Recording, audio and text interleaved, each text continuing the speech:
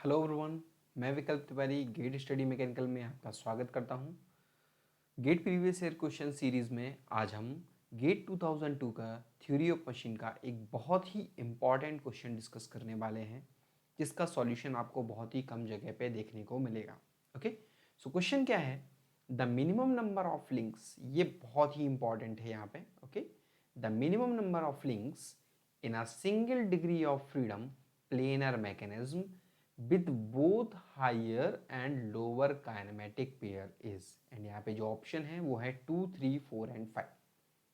So I hope आप लोगों ने पढ़ा होगा और कि अगर हमें कोई एक ऐसे मैकेनिज्म बनानी है, अगर हमें कोई एक ऐसी मैकेनिज्म बनानी है जिसकी डिग्री ऑफ फ्रीडम हो 1 एंड जिसमें सारे के सारे स्टेबल पेयर्स हों, दैट मीन्स सारे के सारे पेयर अगर लोअर पेयर्स हों, तो ऐसे मैकेनिज्म में जो हमारी मिनिमम नंबर ऑफ लिंक्स की रिक्वायरमेंट है वो कितनी होती है? 4।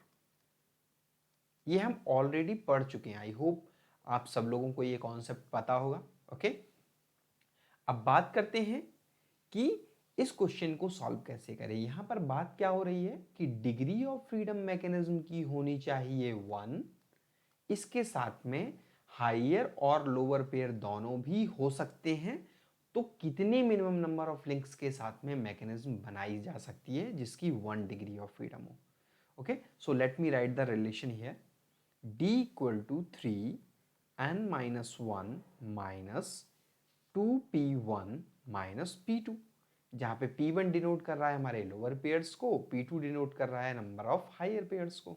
Okay, now see degree of freedom mechanism की कितनी हो? 1, and this will be 3 into n-1। मैं इसे अंदर मल्टीप्लाई कर दे रहा हूं, तो मैं इसे कुछ ऐसे लिख सकता हूं, 3n-3 minus 2p1 minus p2। थोड़ा इक्वेशन को रीअरेंज करता हूं तो ये क्या हो गया? 3n+4 equal to 2p1 plus 3n-4, 3n-4 equal to 2p1 plus p2। Okay, n की वो वैल्यू जो इस इक्वेशन को, n की मिनिमम वैल्यू जो इस इक्वेशन को सेटिस्फाई करेगी, वही हमारा करेक्ट आंसर होगी। ओके, नाउ हमें पता है कि अगर हमें मैकेनिज्म बनानी है जिसकी डिग्री ऑफ फ्रीडम हो 1 और जिसमें सारे के सारे लोअर पेयर्स हों, तो एटलीस्ट हमें 4 लिंक्स की रिक्वायरमेंट होगी।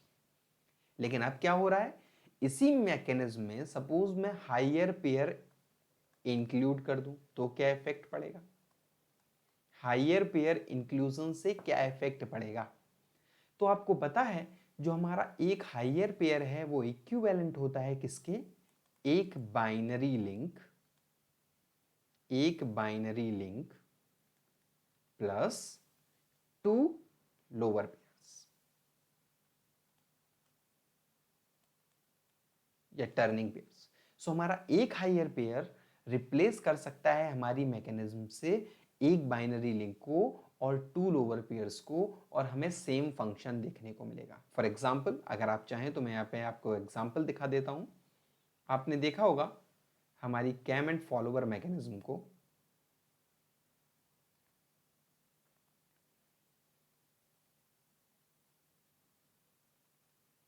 कैम एंड फॉलोवर मैकेनिज्म में क्या होता है? कैम के रोटेशन के करस्पॉन्डिंग हमें फॉलोवर का रेसिप्रोकेशन देखने को मिलता है। और अगर सेम यहां पर देखा जाए स्लाइडर क्रैंक मैकेनिज्म को, तो स्लाइडर क्रैंक मैकेनिज्म में भी कुछ ऐसे हो रहा है। ठीक है, this is link number 1, 2, 3 and ये स्लाइडर 4, दोनों ही सेम फंक्शन परफॉर्म कर रही हैं। तो यहां पे देखा जाए, अगर मैं लिंक्स की बात करूं, this is link number 1, this is link number 2 and this is link number 3। जो काम यहाँ पे 3 लिंक से हो रहा है वही काम दूसरी मैकेनिज्म में 4 लिंक की हेल्प से हो रहा है। क्यों? क्योंकि यहां पर एक हायर पेयर ने इस कनेक्टिंग रॉड और ये जो 2 टर्निंग पेयर्स हैं इनको रिप्लेस कर दिया। ओके, दैट मीन्स अगर हम यहाँ पे बात कर रहे थे जब सिर्फ और सिर्फ लोअर पेयर थी और P2 की वैल्यू 0 थी, तो यहाँ से हमें सेम रिलेशन से हमें n की मिनिमम वैल्यू 4 देखने को मिली थी। लेकिन अगर P2 की वैल्यू 0 नहीं है तो उस कंडीशन में क्या होगा, मिनिमम P2 की वैल्यू क्या हो सकती है, मिनिमम P2 की वैल्यू मैंने माना 1। अगर मिनिमम P2 की वैल्यू हमारी 1 है तो इस 1 के आने से क्या हुआ होगा, हमारी जो प्रीवियस ये वाली कॉन्फ़िगरेशन है, एक हायर पेयर के आ जाने से क्या हुआ होगा, इस पार्ट में डिडक्शन हुआ होगा 2 का, और यहां पे हमारा डिडक्शन होगा किसका, 1 का।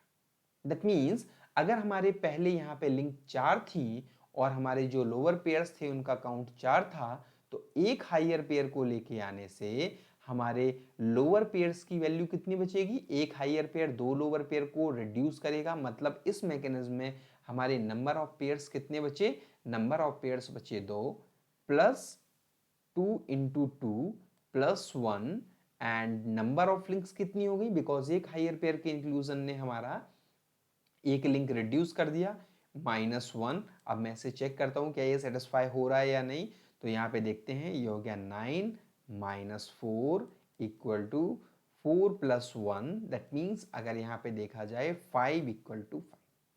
दैट मीन्स अगर किसी हमारी बेसिक जो फंडामेंटल मैकेनिज्म थी 4 लिंक से मिलके बनी हुई थी, वहां पे अगर हम एक हायर पेयर लेके आ जाएं तो वहां पे हमारे 2 लोअर पेयर्स और एक बाइनरी लिंक कम हो गई थी, तो एक हायर पेयर के आ जाने से हम मिनिमम 3 लिंक्स की हेल्प से वही मोशन परफॉर्म करा सकते हैं, वही आउटपुट अचीव कर सकते हैं जो हमें 4 लिंक की हेल्प से देखने को मिला। अब आप ये भी सोच सकते हैं सर मैं 2 हायर पेयर लेके आ जाऊं, अगर यहाँ पे 2 हायर पेयर लेके आ गए तो ये वैल्यू कितनी बचेगी, इससे काउंट और कम हो जाएगा, मतलब ये 0 हो जाएगा, तो मतलब सिर्फ और सिर्फ हायर पेयर से तो मैकेनिज्म बन नहीं सकती है। और ऐसे भी सोचो, लिंक का काउंट कितना बचेगा, 2 लिंक से कोई भी मैकेनिज्म बनाना इम्पॉसिबल है। ओके, सो यहाँ पे जो बेस्ट पॉसिबल आंसर होगा, याद रखना ये कॉन्सेप्ट कि अगर किसी मैकेनिज्म की बात हो रही है जिसकी डिग्री ऑफ फ्रीडम हो 1, अगर किसी मैकेनिज्म की बात हो रही हो जिसकी डिग्री ऑफ फ्रीडम हो 1, जिसकी डिग्री ऑफ फ्रीडम हो 1, साथ में उसमें लोअर और हायर पेयर दोनों ही मौजूद हों, तो हमें मिनिमम नंबर ऑफ लिंक्स की जो रिक्वायरमेंट होगी वो होगी 3। ये all time true. Done. Even अगर आप एग्जाम्पल की बात करें तो ये कैम फॉलोवर मैकेनिज्म है, ये 3 लिंक से बनी हुई एक मैकेनिज्म है जिसके करस्पॉन्डिंग आपको सिंगल डिग्री ऑफ फ्रीडम देखने को मिलती है, तो ये इसका एग्जाम्पल हो जाएगा। तो अगर मैं ऑप्शंस की बात करूं कौन सा ऑप्शन करेक्ट होगा, डेफिनेटली हमारा option B will be the correct answer. I hope आपके जो डाउट हैं वो क्लियर हो गए होंगे और आपको ये वीडियो पसंद आया होगा। अगर आपका कोई भी डाउट है तो आप उसे कमेंट बॉक्स में पोस्ट कर सकते हैं। Okay, so keep learning with the Gate Study Mechanical. Thank you.